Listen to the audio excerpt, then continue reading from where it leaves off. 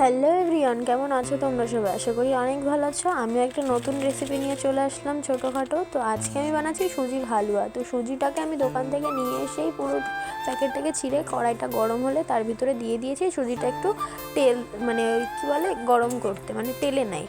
তো তারপরে সুজিটাকে নামিয়ে আমি দিচ্ছি এর ভিতরে তেল।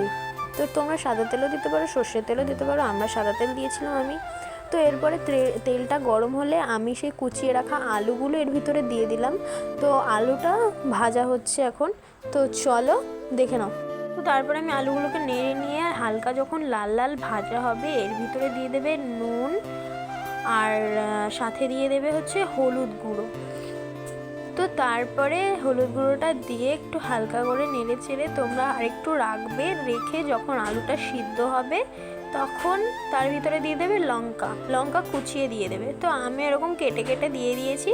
তো দেখো আলুটা আমার লাল লাল করে ভাজা হয়ে গেছে। তো চলো এরপরে আমি এর মধ্যে দেবো সুজি, যে টেলে রাখা যে সুজিটা ছিল কাঁচা, সেই সুজিটা আমি দিয়ে দেবো।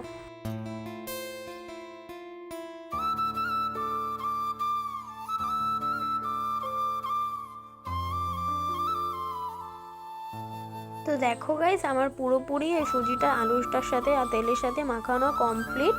তো এর ভিতরে দিয়ে দেবো আমি এখন জল চারি সাইড দিয়ে। তোমরা পরিমাণ মতো সুজির পরিমাণ মতোই জল দিও। আমি আমার পরিমাণ মতো জল দিয়েছি, সুজিটা যেটুকু তোমরা তার থেকে একটু বেশি জল দেবে। তো এখানে জলটা দিয়ে আমি এবার সুজিটাকে ঢাকা দিয়ে দেবো।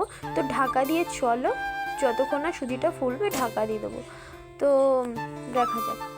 তো তারপরে এখানে দেখো প্রায় হয়েই গেছে, আর এখানে ঝুড়া ঝুড়াও হয়ে গেছে সুজিটা, কারণ আমি জলটা পুরো টানিয়ে ফেলেছি গ্যাসটা মিডিলে দিয়ে। আর ঢাকবে না, ঢাকলে কিন্তু নিচ থেকে পুরো পুড়ে যাবে।